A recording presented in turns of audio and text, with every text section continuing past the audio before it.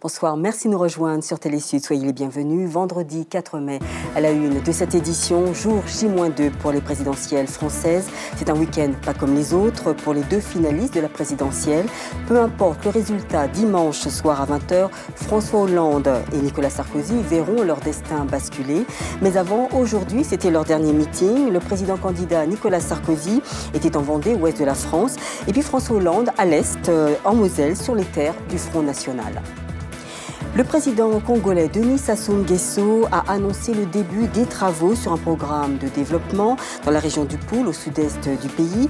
Le projet comprendra la construction de bâtiments publics, d'électricité, l'infrastructure routière et les installations d'eau potable dans 13 districts de la région. Et puis à Madagascar, alors que le monde célébrait hier la journée mondiale de la liberté de la presse, la directrice et animatrice de la radio Free FM et son collaborateur ont été placés en garde à vue à la gendarmerie de Betongol à Antananarive durant 2 jours et ont passé une nuit en détention. La radio est actuellement poursuivie en justice par un opérateur économique pour diffamation.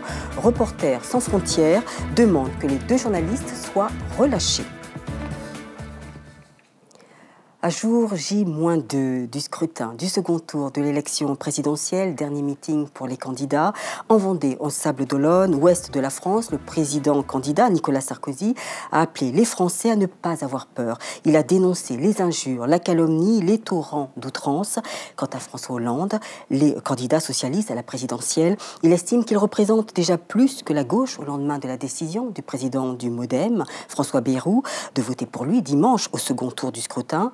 Hollande a également lancé un appel à la réconciliation après le 6 mai, de passage à Hambourg-Haut en Moselle, territoire où le Front National a fait ses meilleurs scores. À en croire les sondages, le suspense sera limité dimanche. François Hollande est en baisse pour la plupart des instituts, mais l'écart reste important avec Nicolas Sarkozy. À partir de ce vendredi minuit, plus aucun candidat n'aura le droit, bien sûr, de faire campagne. Même si les sondages donnent le candidat socialiste vainqueur, du côté de l'UMP, les sympathisants veulent croire à la victoire jusqu'à la dernière minute. Reportage Mouig Moukoro, Paternengoulou. Après des mois de campagne au rythme des débats et des meetings, le dimanche prochain sera l'heure de vérité pour les 2 finalistes de la présidentielle. Même si les candidats socialistes restent toujours en tête des intentions de vote, depuis quelques jours, l'écart se resserre. François Hollande est ainsi donné vainqueur à 53,5% par TNC Sofres, soit un recul d'1,5 point par rapport à la semaine précédente, contre 46,5% pour Nicolas Sarkozy qui gagne 1,5 point de plus. Des 2 côtés, l'on est donc convaincu que la victoire est encore possible. Si François Hollande sent la victoire venir... La victoire, je la vois. La victoire, elle arrive. La victoire, elle est à portée de main, la vôtre. Pour Sarkozy, elle se jouera à la dernière minute. Dimanche, vous n'imaginez pas à quel point les choses vont se jouer sur le fil du rasoir. Même ferveur chez les partisans des 2 hommes et aussi plus que jamais convaincus d'une victoire, surtout après le duel de mercredi. Du côté UMP, l'image du navire et du capitaine déjà utilisé par Sarkozy pendant la campagne reste valable. Ça m'étonnerait qu'il change de patron en cours de route, quoi. Que Sarkozy a été bien supérieur à Hollande. Je pense que pour une fois qu'on a un président dans l'action, travailleur, je ne comprends pas comment on peut avoir autant de haine pour un homme qui fait autant de choses pour la France. Chez les partisans de Hollande, l'angle d'attaque reste aussi le bilan du président candidat. En ayant un candidat qui nous aurait déçus par ses comportements, je dirais, de politique politicienne, on pourrait se dire finalement votons pour une autre personne qui a une certaine dignité et qui s'est mieux tenue durant tous les débats. Monsieur Hollande, je pense plus qu'il a plus de chances de gagner par rapport à sa prestance, comment il s'est tenu. Il a vraiment fait voir que c'était une personne, voilà, quoi, il a su se tenir. Dans quelques heures, les rideaux tombera sur la présidentielle 2012 et le dernier acte se jouera dimanche prochain à 20h. Et justement, comment sont perçues ces élections présidentielles françaises à l'étranger? Prenons le cas du Burundi. Les élections en France ne font pas la une des médias burundais. Et de ce fait, à Bujumbura, la capitale, la population s'y intéresse de loin. Reportage Makalix Mouchitsi et Edi Mboulouyo. Au moment où la campagne bat son plein pour le deuxième tour des élections en France, les Burundais et surtout les habitants de Bujumbura ne partagent pas leurs avis sur la question de la politique en France et surtout pour les profits que ces élections apporteront au Burundi. Nous sommes intéressés par les élections en France parce que la France il est parmi les pays qui aident beaucoup le Burundais. Alors si les élections se passent bien en France, c'est-à-dire que nous aussi au Burundi, ça va nous intéresser beaucoup. Je ne vois pas en quoi ça va changer sur la politique qu'ils ont pour l'Afrique. Et spécialement pour le Burundi. Donc, au fond, ça ne va rien changer. Donc, je suis ni pour la gauche, ni pour la droite. De toute façon, il y aura un président et on verra. L'influence des médias locaux qui parlent rarement de l'actualité internationale serait aussi l'un des facteurs du désintéressement de la population par rapport à l'élection présidentielle française. Ce n'est pas médiatisé. D'abord par la simple raison que des fois, l'actualité, les médias sont inondés par l'actualité nationale. Il y a beaucoup de faits qui ont coïncidé avec la campagne en France. Il y a la sécurité, il y a la politique. Il y a d'autres faits qui sont proches aux auditeurs burundais qui font que l'actualité internationale est totalement exploitée. Même si beaucoup de Burundais ne prêtent pas attention au déroulement des élections occidentales, une chose est sûre, une minorité sera attentive quant à la programmation des résultats de ce dimanche. Revenons sur cette crise politique au Mali. Lundi dernier, des mercenaires et des bérets rouges ont attaqué l'ORTM, la télévision publique, l'aéroport de Bamako et puis le camp de Kati. 14 personnes ont été tuées lors de ces attaques et depuis, les habitants de Bamako affichent leurs craintes. Alors le porte-parole du Comité national de redressement de la démocratie et de la restauration de l'État, Bakary Mariko, revient sur ces événements de lundi dernier et explique les mesures prises. Écoutons-le.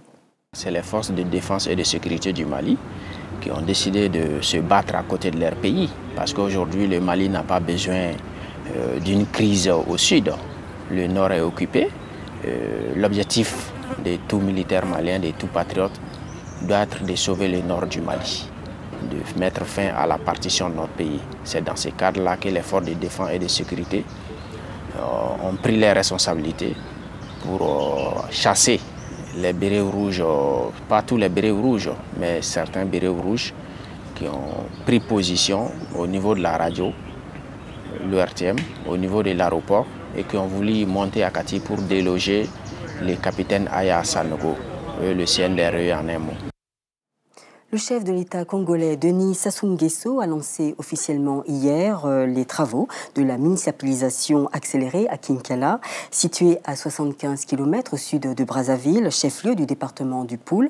D'un montant global de 525 milliards de francs CFA, la municipalisation accélérée du Poul est jusque-là la plus coûteuse en raison du délabrement avancé des infrastructures causées par les troubles sociopolitiques qu'a connu le pays. Reportage Boris Agapit Miatoloka.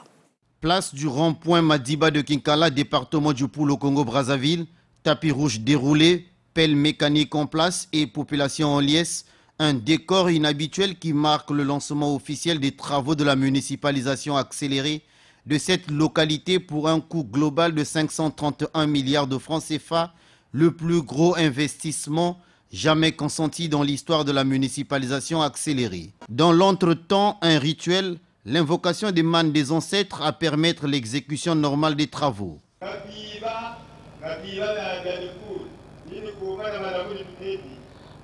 Il s'agira de doter les 13 districts du Poul des routes, des hôpitaux, des résidences officielles, des voiries urbaines, d'un stade omnisport, d'un aéroport et héliport, bref, des infrastructures de base pouvant l'arrimer à la modernité, au bonheur des habitants.